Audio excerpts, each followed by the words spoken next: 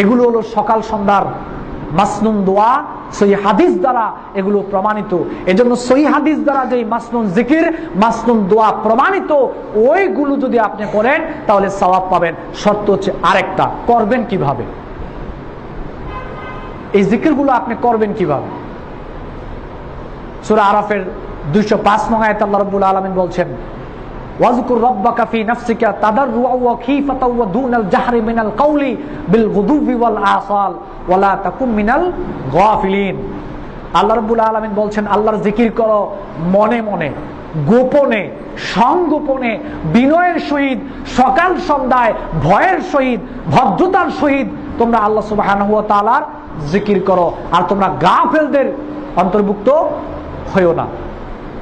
বুখারী শরীফে আসছে, আবু মুসা আশআরী রাদিয়াল্লাহু তাআলা আনহু থেকে বর্ণিত, তিনি বলেন, কুন্না মা রাসূলিল্লাহ সাল্লাল্লাহু আলাইহি সাল্লাম ফি সাফারিন, আল্লাহর নবীর সাথে একটা সফরে ছিলাম। ফাজাআলান নাস ইয়াজহারুনা বিত-তাকবীর, জনগণ উপরে ওঠার সময় জোরে জোরে তাকবীর দিতে লাগলো। আল্লাহর নবী বলেন, ইয়া আইয়ুহান নাস ইরবাউ আলা আনফুসিকুম, তোমরা তোমাদের নিজেদের প্রতি রহম করো। ইন্নাকুম লা তাদউনা আসাম্মা ওয়ালা গায়বা, তোমরা এমন কোন রবের জিকির করছো না যেই রব তোমাদের থেকে অনুপস্থিত, যেই রব চোখে দেখেন না, কানে শোনেন না। ইন্নাকুম তাদউনা সামিআন বাসীরা ওয়া করিবান, তোমরা এমন রবকে ডাকছো, এমন রব জিকির তোমরা করছো যেই রব চোখে দেখেন, যেই রব কানে শোনেন, এবং ওই রব তোমাদের এত নিকটবর্তী। আহু আকরাবু ইলা আহাদিকুম মিন উনুকি রাহিলাতি, এই ঘাড়ের রব যেমনি ভাবে যত নিকটবর্তী, আল্লাহ রাব্বুল আলামিন তোমাদের তত নিকটবর্তী। তাহলে হৈ হুল্লো করে, চিল্লাপাল্লা করে আল্লাহ রাব্বুল আলামিনের জিকির করার কোনো দরকার নাই। জিকির করতে হবে ভদ্রতার সহিত, সুন্দর করে। যেহেতু আল্লাহ নবী বলছেন, মান আমিলা আমালান লাইসা আলাইহি আমরুনা ফাহুয়া রাদ্দুন, বিশ্ববিখ্যাত হাদিস বুখারী মুসলিমের। এমন কোন আমল কবুল হবে না যেই আমলের পদ্ধতি যদি নবীর সাথে না মিলে, তাহলে কিন্তু ওই আমল কবুল হবে না। তাহলে জিকির করতে হবে সুন্দরভাবে, বিনয়ের সহিত, মনে ভয় রেখে, আল্লাহর স্মরণ রেখে, সকাল সন্ধ্যায় গোপনে আপনি আল্লাহর জিকির করবেন।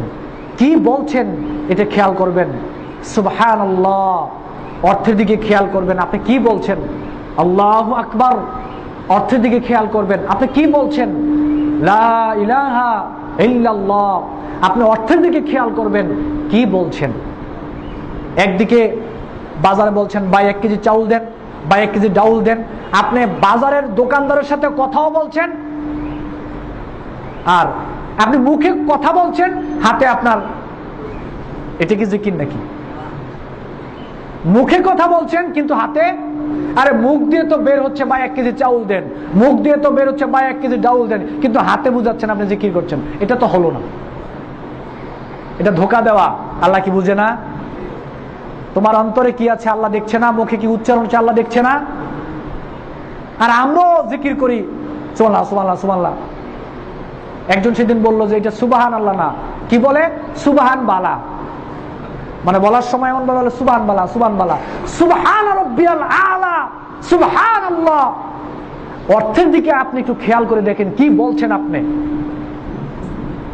এই সব জিকির দিয়ে কোনো লাভ হবে না, কোনো কাজে আসবে না এই সব জিকির। জিকির করতে হবে অন্তর দিয়ে, মন দিয়ে, তারপরে আপনার সুন্দর বিনয়ের সহিত, ভীতি সহকারে, ভদ্রতার সহিত আপনাকে আল্লাহ সুবহানাহু ওয়া তাআলার জিকির করতে হবে। তাহলেই এই জিকিরের দ্বারা আমরা উপকৃত হতে পারবো। আল্লাহ সুবহানাহু ওয়া তাআলা আমাদের তৌফিক দান করুন, আমরা বলি আমিন। তাহলে সম্মানিত উপস্থিতি, আমি যেই কথাটা আপনাদেরকে বোঝাতে চাচ্ছিলাম সেটা হচ্ছে, জিকির বলতে আল্লাহ সুবহানাহু ওয়া তাআলা পবিত্র কোরআনে অনেক কিছুকে বুঝিয়েছেন। তারপরেও জিকির শব্দের দ্বারা মূল উদ্দেশ্য হচ্ছে আল্লাহর স্মরণ।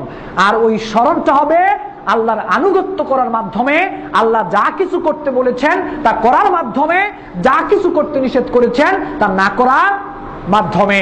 আর দৈনন্দিন যেই জিকির রয়েছে এইগুলো করতে হবে নবী যেই শব্দের মাধ্যমে জিকির করেছেন, সাহাবায়ে কেরাম যেই শব্দের মাধ্যমে জিকির করেছেন এবং যেই ভাবে করেছেন ওইভাবে করার মাধ্যমে যদি আমরা করতে পারি, তাহলেই আমরা এর মাধ্যমে উপকার লাভ করতে পারবো।